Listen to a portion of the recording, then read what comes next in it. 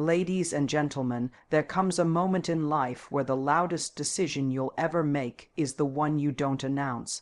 This is not about rage, revenge, or retaliation. It's about self-respect. About knowing when something is no longer nourishing your soul and having the courage to choose yourself. Today's message is for anyone who's ever stayed too long, hoped too hard, or lost themselves trying to be enough for someone who couldn't see them. This is for the quiet warriors, the soft hearts, the strong souls.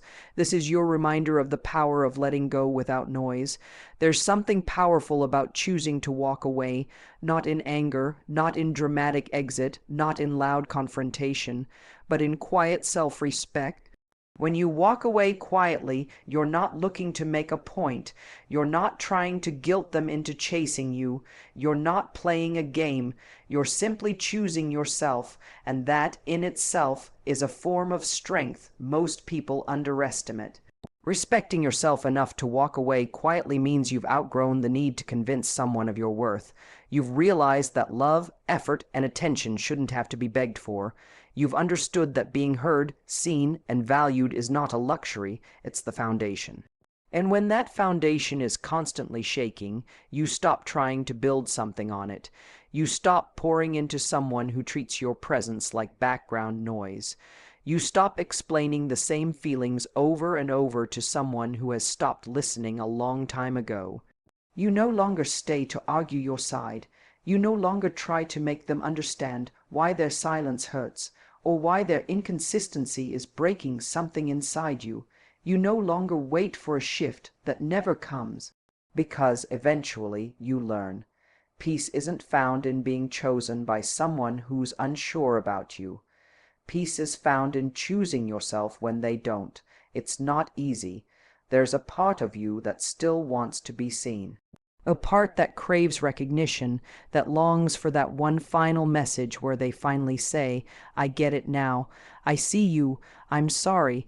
But you stop waiting for it, not because you've given up on love, but because you've chosen to love yourself enough to stop standing in places that exhaust your soul. You start to understand that not every departure needs a reason shouted from the rooftops. Sometimes the loudest clarity is the quietest exit. You stop texting, you stop explaining, you stop trying. And not because you don't care, but because you finally do. You care about your emotional well-being. You care about your energy. You care about where your love is going and whether it's being returned. And maybe they notice, maybe one day they wake up and realize your voice isn't there anymore. Your messages don't pop up. Your attention is no longer on them, and it hits them, not with drama, not with chaos, but with absence. That's the thing about quiet exits. They echo, not immediately, but eventually. You're not trying to prove anything. You're not holding on to hope that they'll come back begging.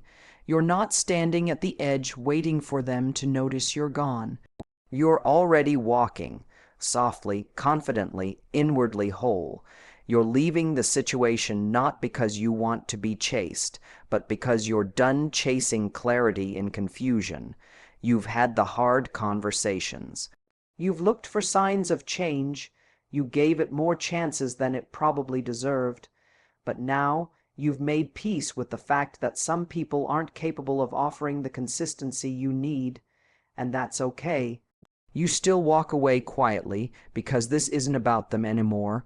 This is about you reclaiming your power, not by slamming doors, not by writing paragraphs of pain, but by saying nothing at all, and meaning everything with your silence. You're not bitter, you're not cold.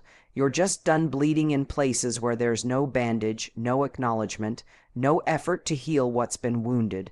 Respecting yourself enough to walk away quietly is about knowing you don't need to be understood to move on. You don't need closure from them to find peace within yourself. Your healing isn't dependent on their apology or their sudden realization. It's found in the simple act of letting go, in honoring what you feel, and in trusting that your silence is not emptiness, it's a statement.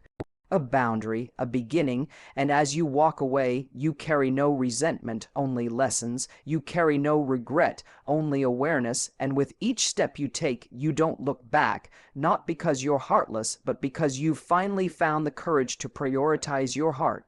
And that changes everything. There's a point where your mind gets tired before your heart does. That moment when you're scrolling through your phone, waiting for a text that doesn't come, reading into emojis, rereading old messages like they're sacred scripts. You tell yourself maybe he's just busy, maybe he's scared, maybe if you reach out one more time, it will remind him of how good it was. Maybe he needs a little push, but in the back of your mind, there's a whisper one that says you've already given too much. That whisper is called peace, and it's trying to get your attention. Peace doesn't come with confusion. It doesn't come with chasing. It certainly doesn't live in the late night what-ifs or the tightness in your chest every time you hear your phone buzz. That tension you feel, that's not connection. That's anxiety dressed up as hope. And that's not what love is supposed to feel like. We confuse effort with value far too often. We think if we try harder, if we show up more, if we prove we care enough, the other person will finally recognize our worth. But real worth doesn't need to be proved through chasing. It's not a game you win by running faster, or by sending longer texts, or by holding on longer than someone who's already let go in silence. There's an unmatched strength in the person who chooses stillness instead of chaos. Who decides not to chase, not because they've given up, but because they've woken up. It takes courage to step away from someone you love when that love isn't being returned. It takes clarity to understand that peace is not found in proving yourself, but in protecting yourself. You don't need to keep giving just to get crumbs of someone's affection. You are not a salesperson trying to pitch yourself into someone's emotional availability. Sometimes the most powerful thing you can do is nothing. Not out of spite, not as a manipulation, but from a place of self-respect. When someone pulls away, don't follow. Let them. If someone stops choosing you, don't beg them to reconsider. Let them go, because chasing doesn't bring you closer to love, it drags you further away from your center. You've done enough. You've sent the messages, made the effort, shown your heart, and if that wasn't enough for them, it doesn't mean you aren't enough. It means they're not ready or willing or capable of meeting you where you are. That's not rejection. That's redirection, a nudge from the universe, telling you to come back to yourself.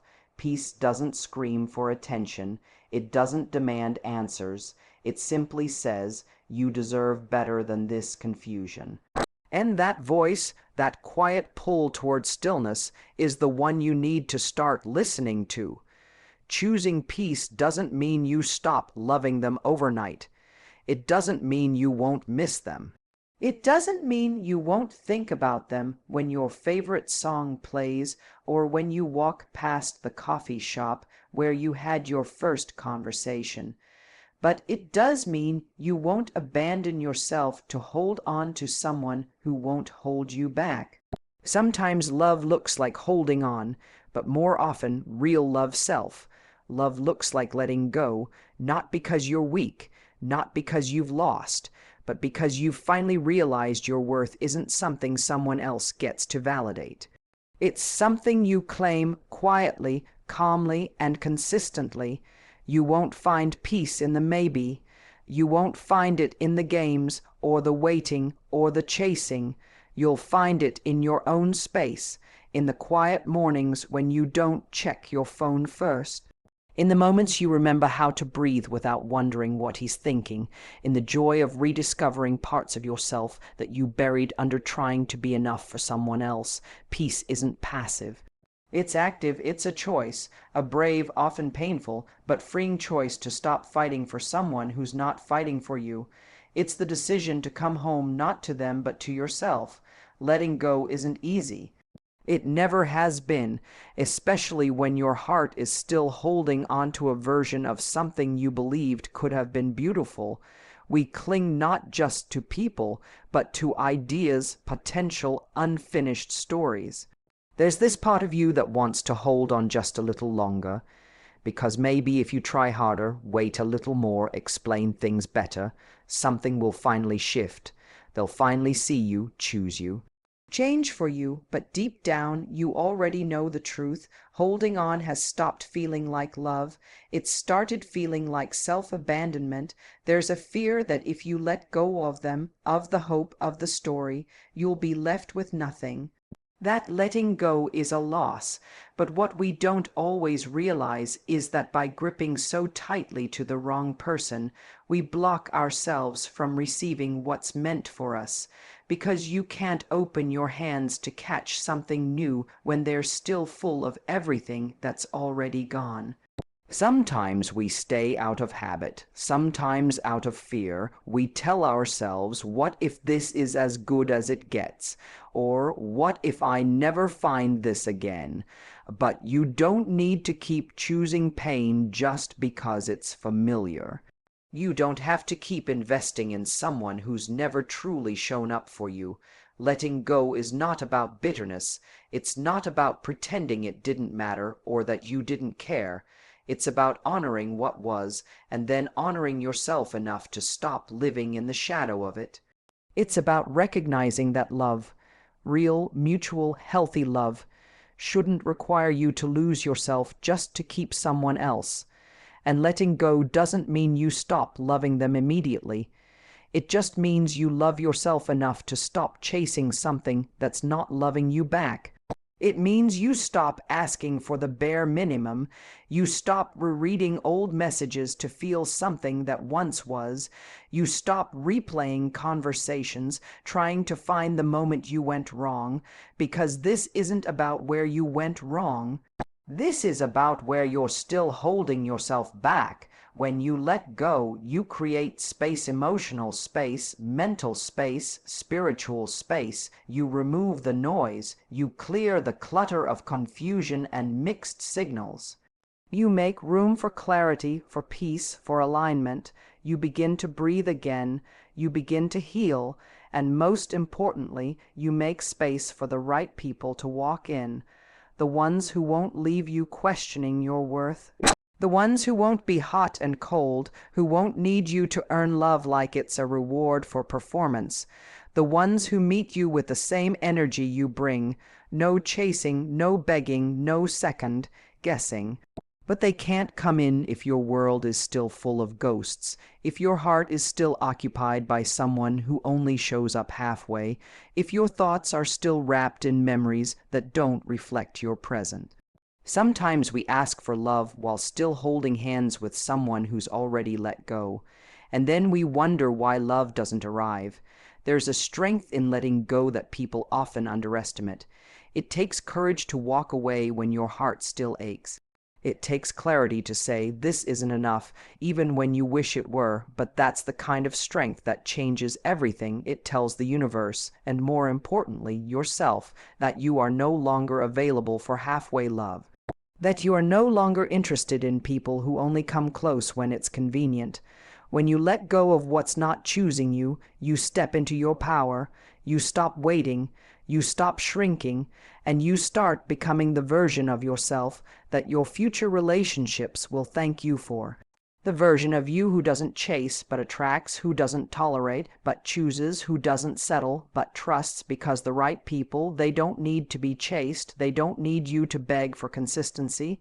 They just show up, and when they do, you'll realize that letting go was never the end. It was the clearing, the space your heart needed to be ready, truly ready, for what was always meant to find you. You don't need permission to move on.